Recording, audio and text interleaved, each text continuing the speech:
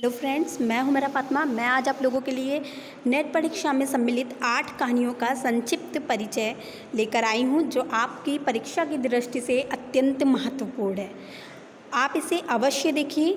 और इसमें मैंने दुलाई वाली, चंद्रदेव से मेरी बातें, एक टोकरी भर मिट्टी, राही, ईदगाह, दुनिया का अनमोल रत्न, कानों में कंगना और उसने कहा था, 8 कहानियाँ लेकर आई हूँ और इनके संक्षिप्त विवरण यहाँ पर उपलब्ध है। जो नेट परीक्षा की दृष्टि से जितनी भी चीज़ें महत्वपूर्ण थीं, उन सारी चीज़ों को मैंने इस वीडियो में ले लिया है, इन 8 कहानियों का। और उसके पश्चात मैं 8 वीडियो से इनके बाद मैं इसके आगे की भी सीरीज़ बनाऊंगी। आप लोग ज़रूर बताइएगा कि आप लोगों को यह मेरा प्रयास कैसा लगा। तो आइए चलते हैं हम अपनी पहली कहानी पर, जो दुलाई वाली है।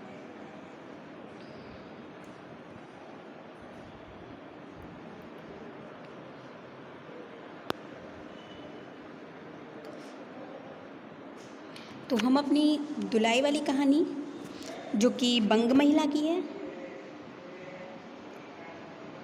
बंग महिला की कहानी राजेंद्र वाला घोष ने लिखी है।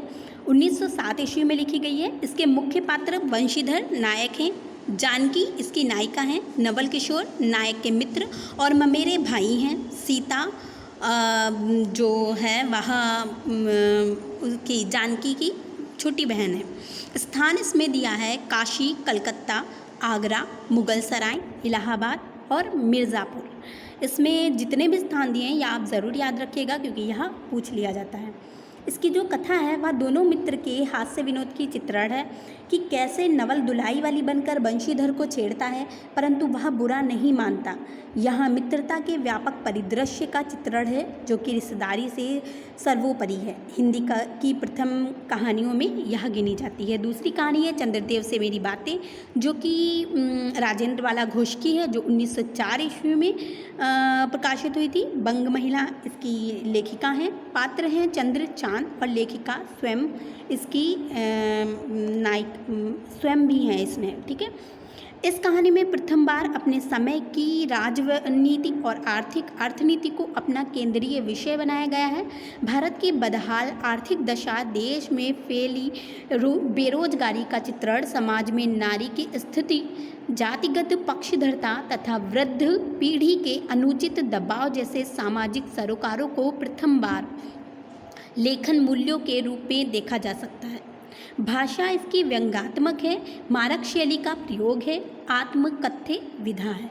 दूसरी कहानी आपकी आती है एक टोकरी भर मिट्टी, जो 1901 ईस्वी में माधवराव सप्रे ने लिखी है, जो छत्तीसगढ़ मित्र नामक पत्रिका में प्रकाशित हुई थी। वस्तुतः यह हिंदी की प्रथम कहानी है। यह किसने माना है? देवी प्रसाद जी ने माना है। यह हिंदी की प्रथम कहानी है। ठीक है, यह आपको याद रखना है कि किसने इसे हिंदी की प्रथम कहानी माना है। तो देवी प्रसाद ने माना है। ठीक है। उसके बाद हम चलते हैं अपनी तीसरी कहानी पर, जो कि है राही।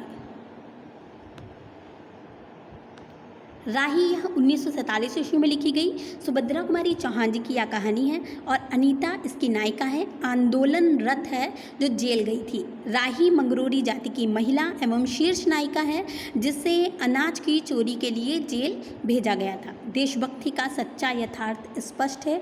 इसमें राही से अनीता जेल में मिलती है। वहाँ आंदोलनरत है, इसलिए जेल गई। वह एक देशभक्त थे, परंतु राही की मार्मिक कहानी सुनकर वह सच्ची देशभक्ति गरीबों एवं ज़रूरतमंदों की सहायता करना ही समझती है। यह जो कथन है यह भी बहुत महत्वपूर्ण है। देश की भक्ति की सच्चा और यथार्थ रूप इस कहानी में स्पष्ट किया गया है। चौथी कहानी आपकी आती है ईदगाह। ईदगाह 1938 ईस्वी में लिखी गई। उर्दू और हिंदी भाषा मिक्सअप है। इसमें पात्र हैं हामिद नायक है, चांद पत्रिका में प्रकाशित हुई। आमना दादी हैं, मोहसिन और बहुत सारे पात्र हैं इसमें, हामिद के मित्रगण।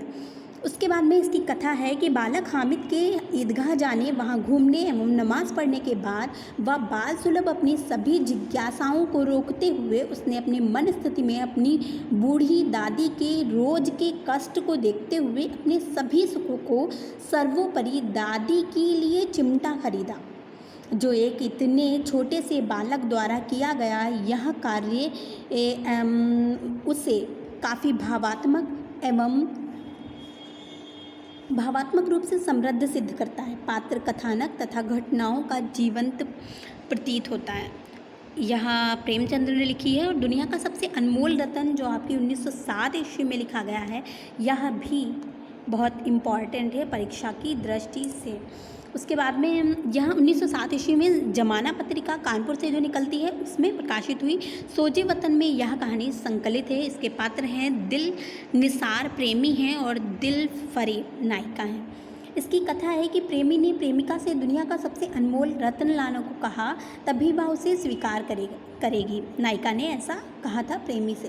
प्रेमी ने सर्वप्रथम उससे एक अपराध कैदी की आंखों से निकला आंसू लेकर आया प्रेमी, फिर सती हुई स्त्री की चिता की राख लेकर आया। फिर तीसरा नंबर आता है कि उसने राजपूत सिपाही के खून का एक कतरा लाया जो देश के लिए कुर्बान हुआ था, और यही सच्चा अनमोल रत्न था। सच्ची देशभक्ति एवं देश प्रेम से लबरेज इस कहानी संकलन सोजे वतन को अंग्रेजों ने जब्त कर दिया था। तो यहाँ आप देख लीजिएगा कि कभी कभी यह पूछ लेते हैं कि सबसे अनमोल रत्न कौन कौन सा था और क्या क्या लाया था। तो यह तीनों पॉइंट आपके लिए मस्ट हैं। उसके बाद आपकी कहानी आती है कानों में कंगना, जो 1913 ईस्वी में राजा राधिका रमण प्रसाद सिंह ने लिखी, और इसके पात्र हैं किरण नायिका हैं, नरेंद्र नायक हैं, योगेश्वर किरण के पिता हैं किन्नरी, जो कि बाद में जिसके प्रेम पाश में या जिसके रूप जाल में जो नरेंद्र हैं वह फंस जाता है। तो यह कहानी है नरेंद्र किरण के पिता के पास